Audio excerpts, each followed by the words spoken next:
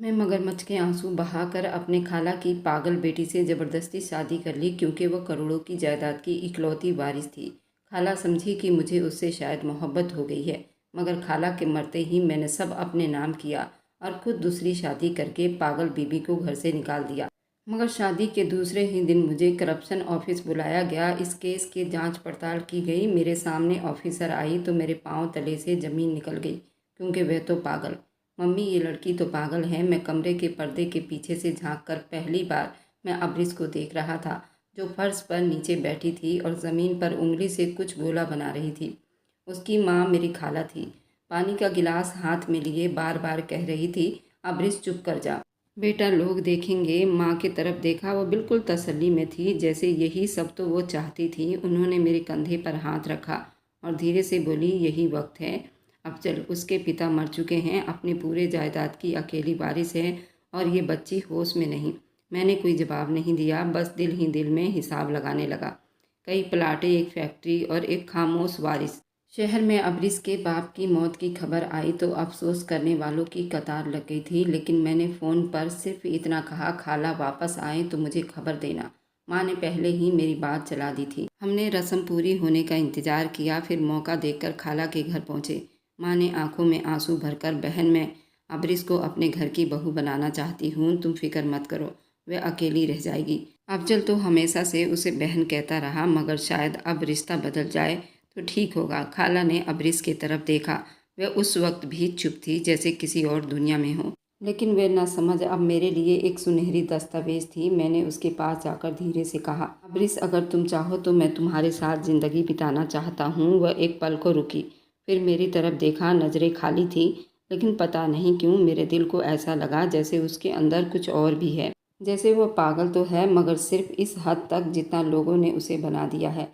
खाला राजी हो गई, शायद बेटी का सहारा देखकर, शायद अपनी बेबसी के हाथों मजबूर होकर। माँ खुश थी। मैंने अंगूठी पहनाई। अब्रिस ने कुछ न कहा, न हंसी न रोई, बस हाथ आगे कर दिया। निकाह की तारीख पक्की हो गई। शहर में खूब बातें हुई। अफजल ने इतना बड़ा कदम उठाया है, उस पागल लड़की से शादी करके उसे इज्जत दी, और मैं हर बार हंसता, दिल में कहता, ये इज्जत नहीं, ये सब कलाकारी है। शादी वाले दिन अब्रिस को लाया गया लाइट ऑफ कलर के लहंगे में, बाल खुले हुए मगर चेहरे में असर। कुछ मेहमानों ने कहा, लड़की अजीब लग रही है, मगर सब ने चुप सी लड़की को इज्जत का नाम दे दिया। मौलवी ने निकाह पढ़ाना शुरू किया और मेरे दिल की धड़कन तेज हो गई। अब्रिस ने कोई सवाल नहीं किया, कोई झिझक नहीं दिखाई, जैसे सब कुछ सुन रही हो, समझ रही हो। मगर चुप से जब उसने कबूल कहा तो पल भर को लगा जैसे आवाज़ कहीं और से आई हो, नरम, मध्यम, और फैसला सोच समझ कर लिया गया। मैंने साइन किए, फिर उसने माँ की आंखों में चमक देखी, जैसे सब कुछ हमारी प्लानिंग के हिसाब से हो रहा हो। मेहमान नवाजी में बिजी हो गए और मैं अब्रिस के पास बैठा।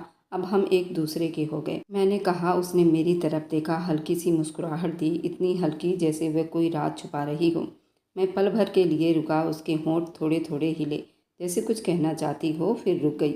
और उस मुस्कुराहट में एक सवाल था, एक चैलेंज था, जैसे वो पूछ रही हो, तुम जीते हो या बस समझ रहे हो। शादी के बाद हमने अलग से रिसेप्शन नहीं रखा। माँ का कहना था, ज़्यादा लोगों को ना बुलाओ, नज़र लग जाएगी।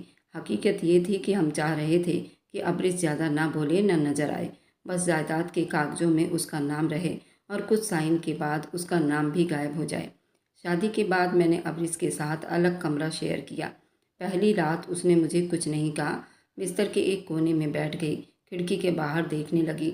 मैंने उससे पूछा, क्या तुम्हें कुछ चाहिए? उसने नाम में सिर हिलाया, तुम बहुत खुश हो। अब्रिस खामोशी से सब कुछ सुन लेती थी। अब जब उसने पहली बार मेरा नाम लिया, मैं हैरान हुआ। तुम तो बोल सकती हो, सुन सकती हो, बस यूं ही कभी कभार बोल लेती हूँ, उसने धीरे से कहा, और बिस्तर पर लेट गई। मैं उलझ गया। उसकी चुप्पी अब मुझे आसान शिकार नहीं लग रही थी। उसकी आंखों में पागलपन नहीं, बल्कि सुकून था, जैसे वह सब जानती हो, लेकिन फैसला कर चुकी हो कि अभी कुछ नहीं करना। और मुझे यही डर था, एक खामोश औरत जब बोलेगी तो शायद सब बदल देगी। ये क्या तमाशा लगा रखा है। अगली सुबह मैंने पर्दा हटाकर देखा। अब्रिस धूप में खड़ी थी, नंगे पाँव, सर आसमान की तरफ उठा हुआ था, दोनों हाथ जैसे दुआ में था, मगर आवाज़ नहीं, सिर्फ खामोशी। उसकी हालत देखकर मैं हैरान हुआ। थोड़ी थोड़ी बातें होने लगी, कुछ हंसी, कुछ माँ ने शर्मिंदा होकर मेरी तरफ इशारा किया। मैं कमरे से बाहर निकला, चलो अंदर। मैंने उसका बाजू पकड़ा तो उसने हल्की सी आनाकानी की, जैसे कहना चाह रही हो कि अभी कुछ बाकी है। मैं दांत पीसते बोला, कोई नया ड्रामा मत करना। कमरे में लाकर मैंने दरवाज़ा बंद किया, क्योंकि पिछले 2 दिन से वह गायब थी। खाला से कहा तो वो कहने लगी ये ऐसे ही घर से गायब हो जाती है। पर अब तो मैंने शादी कर ली थी और उस पर नज़र रखना बहुत ज़रूरी था। ये क्या हरकत थी? सबके सामने कोई शर्म लिहाज नहीं तुम्हें? अब्रिस ने मेरी आंखों में आंखें डालकर कहा, मैं वो कर रही थी जो खेल तुम खेल रहे हो ना, वह तुम पर उल्टा हो जाए। जैसे मेरे पापा मरे वैसे ही तुम मरो, तकलीफ से। अकेले एक पल को मैं बिल्कुल सुन्न हुआ। उसकी आंखों में जो सुकून था वो मुझे घबराहट दे गया। मैंने खुद को नॉर्मल करने की कोशिश की। पागल है, बकवास कर रही है। मैंने दिल को समझाया, मगर अंदर एक अनजानी सी बेचैनी ने डेरा डाल लिया था। अगले दिन अजीब किस्सा हुआ। मैं ऑफिस से वापस आया तो नौकरानी रोकर बता रही थी, साहब मैडम जी ने वॉशिंग मशीन में आटे का टब रख दिया है, सारा किचन गंदा हो गया है। मैं गुस्से में आ गया। कमरे में गया तो अब्रिस आराम से सोफे पर बैठी थी, जैसे कुछ हुआ ही ना हो। ये क्या तमाशा है? मैंने तो साफ करने की कोशिश की, शायद मशीन समझ न आई। आटा साफ करने के लिए उसने कंधे उचका दिए। मैंने दरवाज़ा जोर से बंद किया। ये लड़की पागल है या कलाकार है?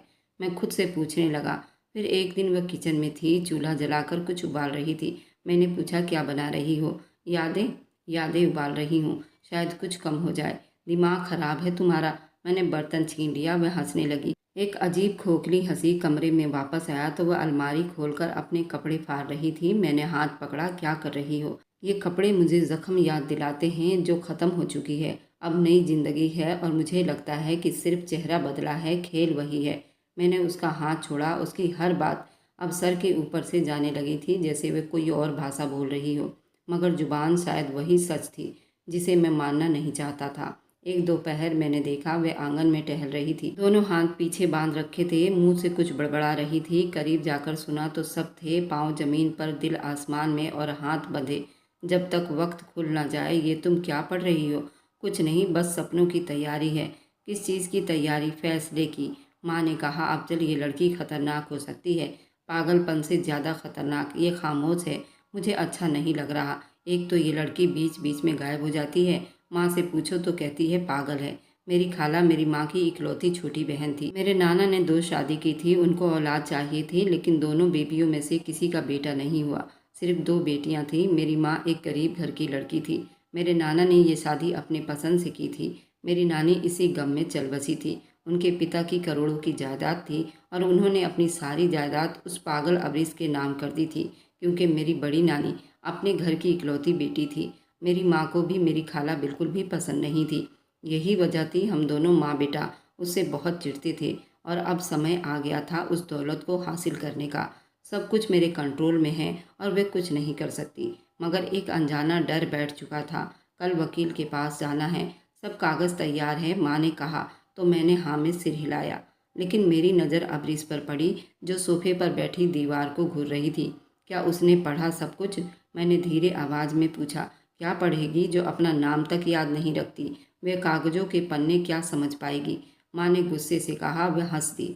अगली सुबह हम तीनों गाड़ी में बैठकर वकील के दफ्तर पहुंचे। अब्रिस बिल्कुल चुप थी, बाल खुले, नजरें नीचे, मगर उसकी खामोशी में उस दिन एक अजीब ठहराव था, जैसे किसी तूफान से पहले का हो। वकील ने कागज सामने रखे। ये है वह ट्रस्ट और उनकी ज़मीनों की दस्तावेज, जिन पर साइन करने से सब कुछ आपके पति के नाम हो जाएगा। उसने अब्रिस की तरफ देखकर कहा। वे कागज़ उसके सामने रख दिए। बस ये साइन कर दो अब्रिस, फिर सब कुछ आसान हो जाएगा। उसने कोई सवाल नहीं किया, सिर्फ कलम उठाया और एक पल को रुक गई। उसकी नज़रें मेरे चेहरे पर आकर ठहर गई। वह अंदर से कुछ हिलता हुआ महसूस कर रही थी, जैसे उसकी नज़रें मेरे अंदर की सच्चाई को खोल रही हो। मेरे हाथ में पसीना आने लगा। फिर उसने 1 2 3 सारी फाइलों पर साइन कर दिए। माँ की आंखों में एक चमक थी, जैसे सदियों की भूख खत्म हो गई हो। मैंने वकील से हाथ मिलाया, मुस्कुराकर कहा, धन्यवाद, सब कुछ आसानी से हो गया। गाड़ी में वापस खामोशी थी।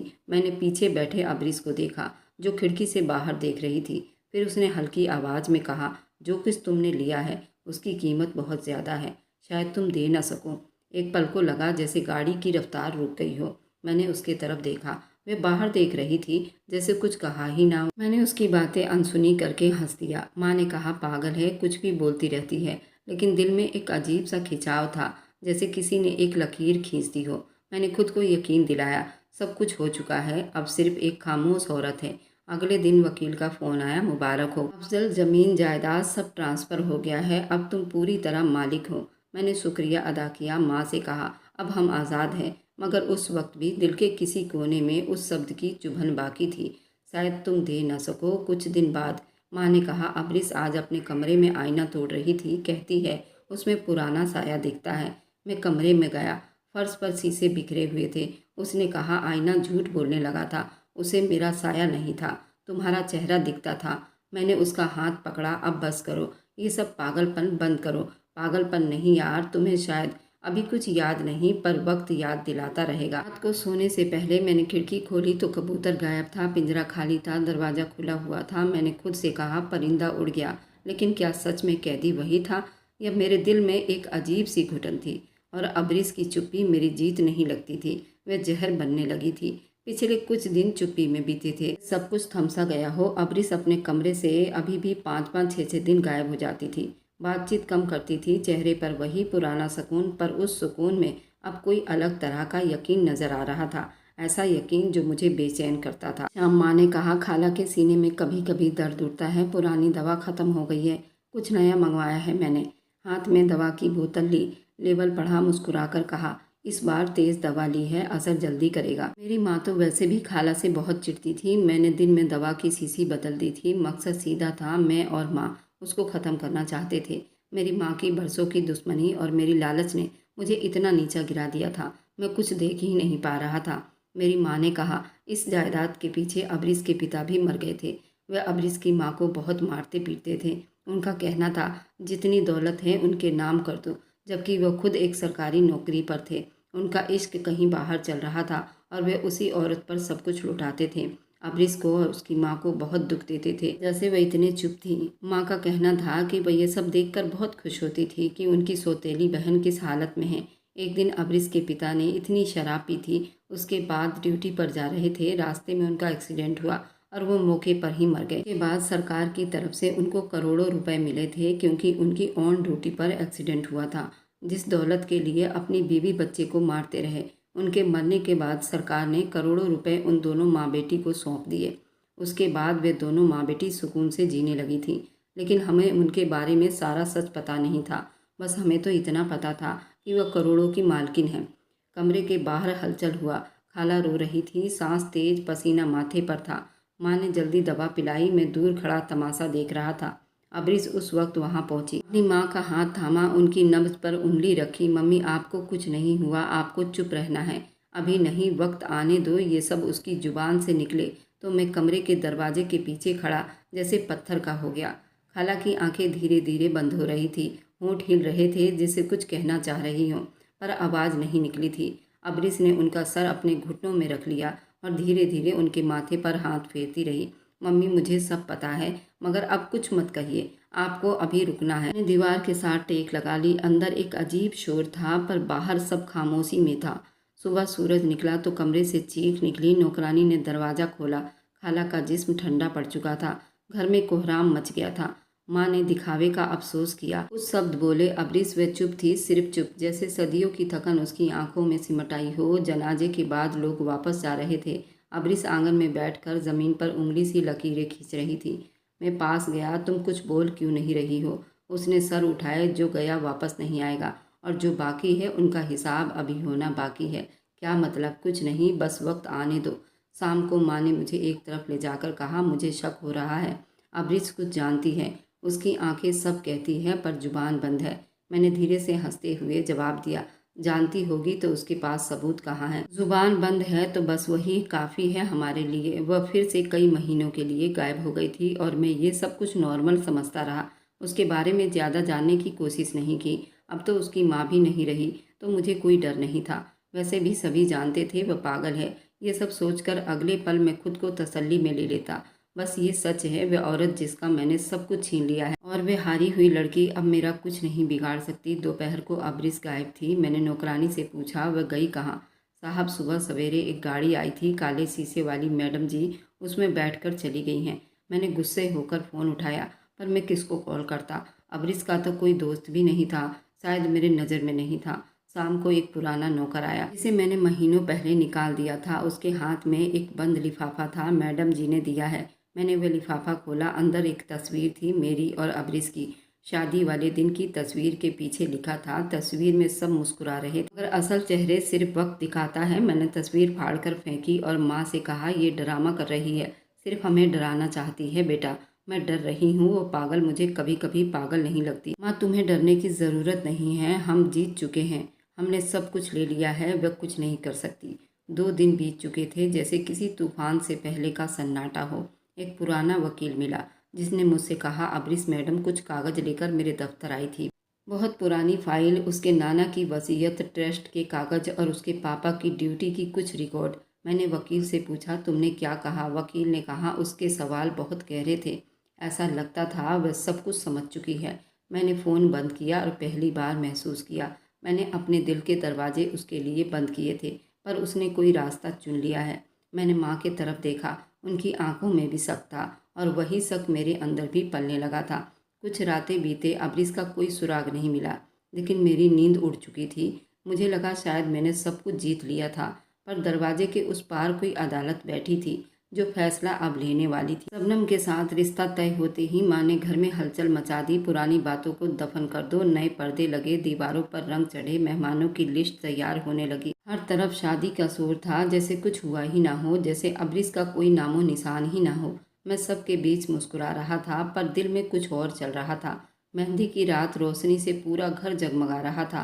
हर कोई गुलाबी पीले रंग की रोशनी से चमक रहा था।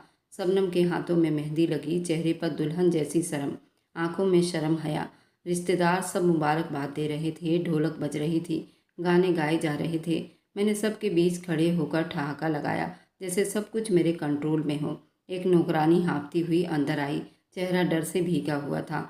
बाहर दीवार के पास कोई बैठा था। मैं जल्दी बाहर निकला।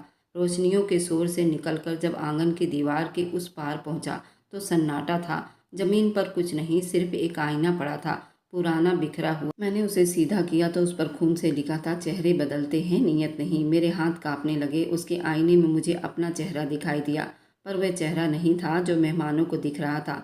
वह चेहरा वैसा ही था जैसा अब्रिस दिखा रही थी। वही गुरूर, वही खालीपन। मैंने गुस्से में आईना जमीन पर दे मारा। शीशा चकनाचूर हो गया, पर उस पर लिखे शब्द मेरे दिमाग पर बोझ लगे।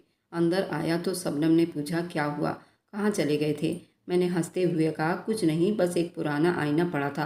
पुराना आईना? उसने हंसते हुए कहा, अच्छा किया तोड़ दिया, पुरानी चीज़ें सच दिखाती है। मेरे चेहरे से हंसी गायब हो गई। दिल के किसी कोने में लग रहा था वह आईना मेरे लिए लाया गया था, जैसे कोई गवाही मेरे सामने लाई गई हो।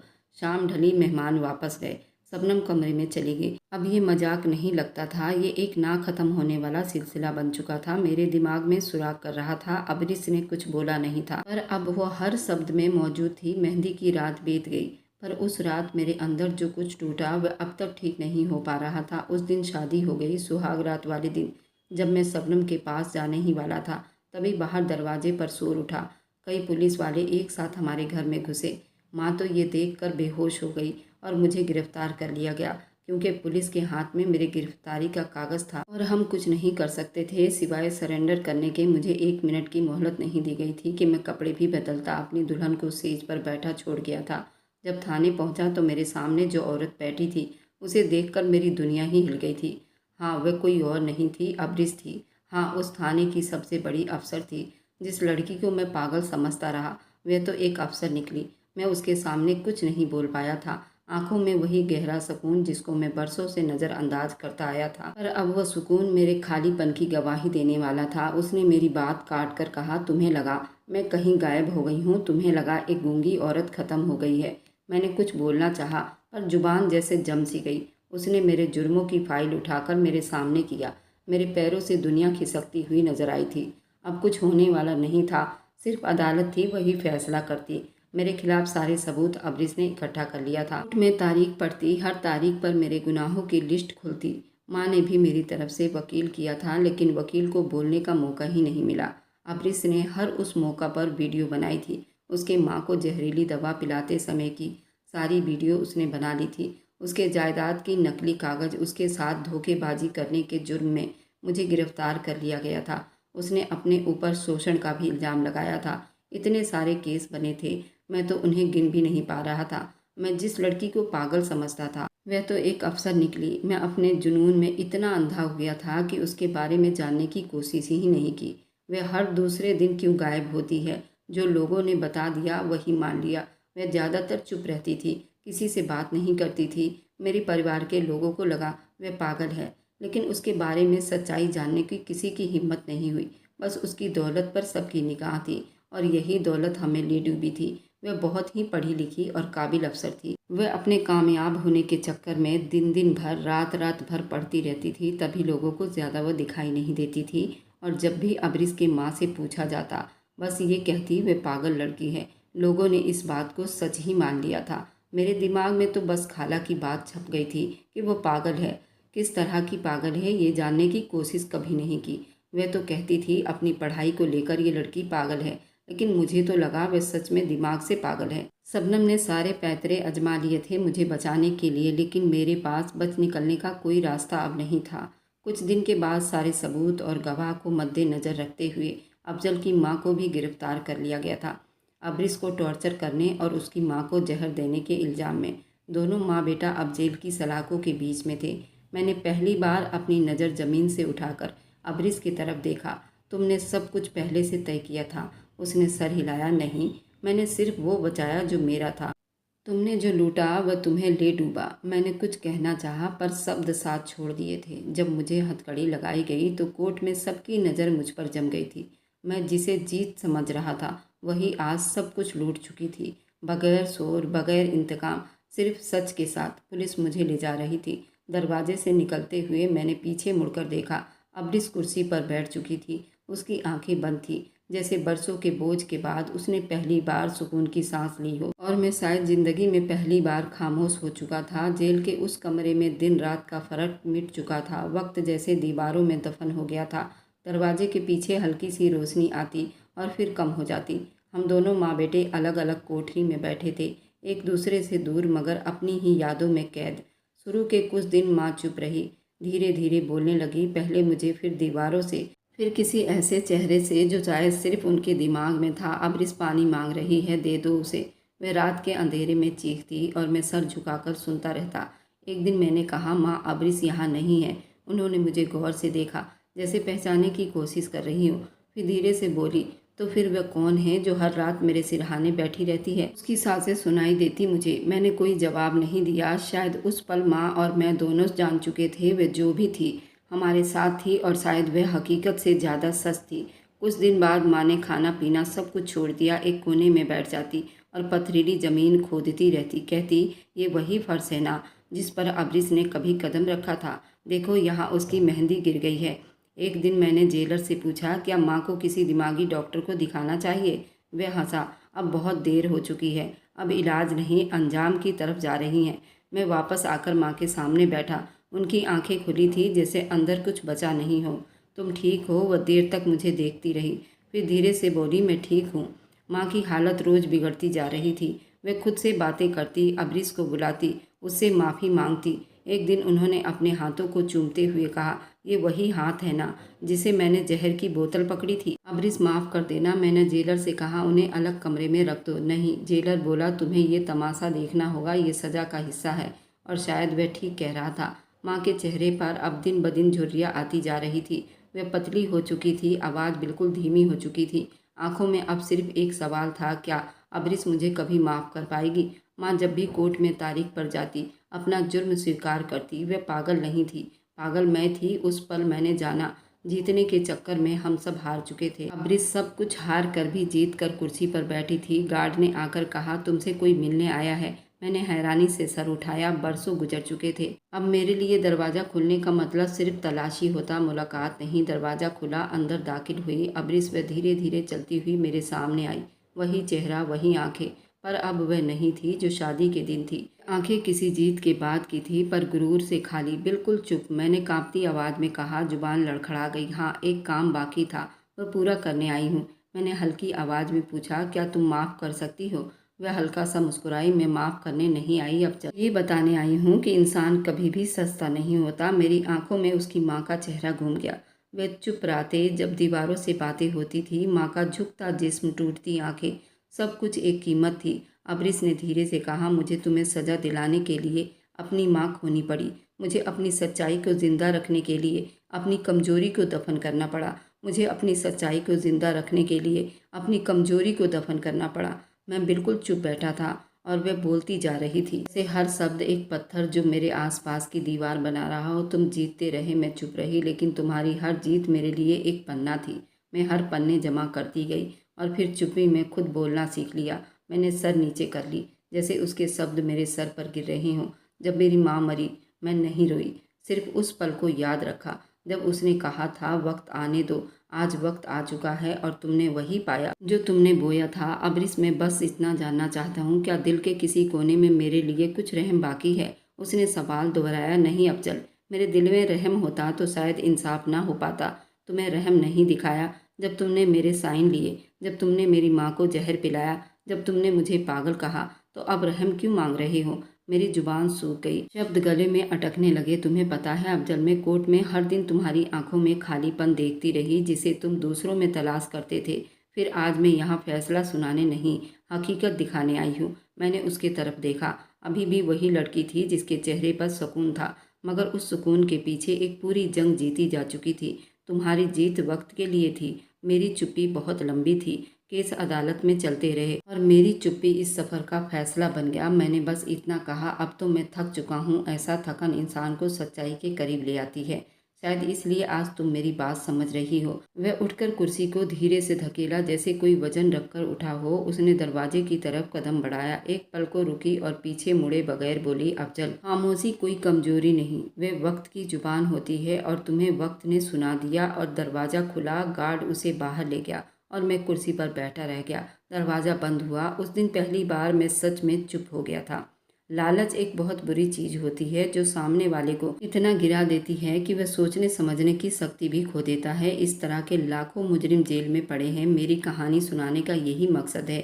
मेरी कहानी से लोगों को बहुत कुछ अपने अंदर सुधारने का मौका मिलेगा। मैं तो एक मुजरिम हूँ, शायद मुझे कभी माफ़ी ना मिले, लेकिन समय रहते आप सही चीज़ सोच पाएंगे और इस लालच से छुटकारा मिलेगा। और मेरी वीडियो आप लोग जहाँ कहीं से भी देखते हैं, कमेंट में अपने शहर और राज्य का नाम ज़रूर बताइए।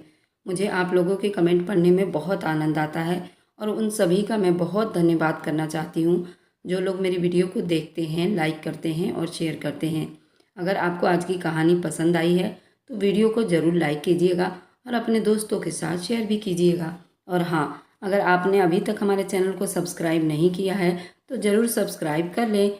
मिलते हैं हम अपनी कल की एक और नई दिलचस्प कहानी के साथ। मुझ पर सदा अपना प्यार और स्नेह बनाए रखें। सभी को मेरा प्यार भरा नमस्कार दोस्तों। खुश रहें, स्वस्थ रहें, मस्त रहें।